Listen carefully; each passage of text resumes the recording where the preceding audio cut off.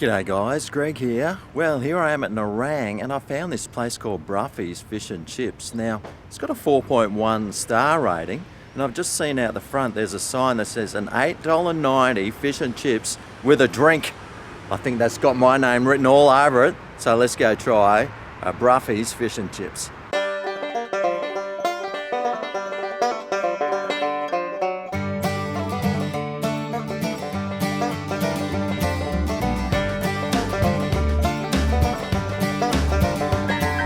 Well, I found a nice little park to do the fish and chip review at today. Let's get into it. Alrighty, well here we go, the Broughy's Fish and Chips with a drink, $8.90. I'll tell you what, it smells awesome. Let's take a look. Alright, so this fish is dory or bassa, said on the sign. I'll tell you what, that looks pretty good. Alright, well I'll tell you what, that piece of fish is pretty big and look at that batter on the top. It's so light and airy and fluffy looking.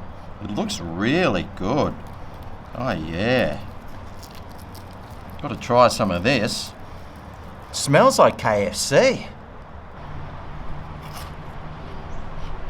Wow. That's really light, really airy, really fluffy. And pretty tasty. Now this fish is bassa, so I'm expecting it to be pretty soft. But, I mean, it seems to be flaking away alright, and well, it does have that jelly sort of look about it, doesn't it? Seems a bit, you know, bassa-like.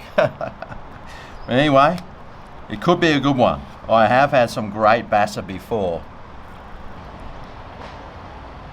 Wow.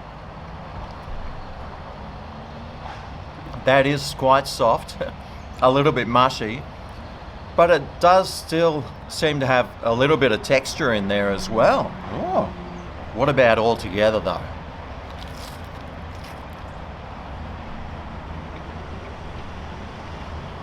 Well, it is really quite mushy, that fish inside, but the batter on the outside really sort of complements it and gives it that extra texture that you're probably looking for. Now it's not overly greasy, but there is some greasiness about it, but it's a pretty good greasiness and I'm quite enjoying it. Now unfortunately it doesn't come with a piece of lemon, so I can't do the lemon test. Ah, that's a shame. But something I didn't even try was the chips. What's wrong with you, old Greggo? They look pretty good. They're those nice big ones. And he asked if I want chicken salt. Of course I said yes. But that's the chips there. I mean, there's some pretty big ones here. As big as my head nearly.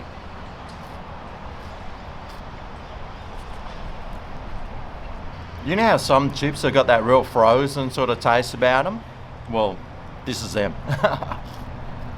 Not super crunchy, but the inside is pretty soft. And altogether they're quite enjoyable.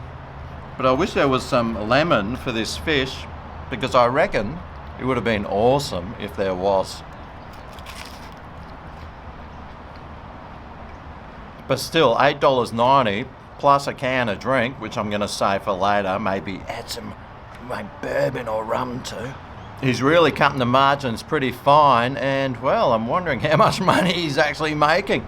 Because I mean, this is a fairly decent sized feed. There's nothing wrong with the size of it. It's only the fish that's a little bit mushy, and well, the chips are alright, but as far as fish and chips go, it's a pretty average sort of fish and chips. But in saying that, it's probably, well, the value of it is really good. I mean, find me somewhere else we can get a deal like that. So for that reason, I reckon this fish and chips deserves a 3 out of 5 stars. I mean, the fish is sort of soggy and really mushy, but the batter's nice, and we're just trying to help these small businesses out. I really want to try and help them out and, well, do whatever you can to help them now and, you know, drive some business to these places. The place was pretty full. I mean, there was a line trying to get in to order, so he does have some, you know, regular customers that seem to be popping in all the time. So he's obviously doing something right, old Broughy. So if you do go down to Broughy's Fish and Chips at Nerang, just tell him Greg sent you. I don't think he's going to have a clue. But hey, You never know. Anyway, I'm going to sit here and enjoy the rest of this park. There's a nice river down there that I might go and suss out and see if there's anything splashing around.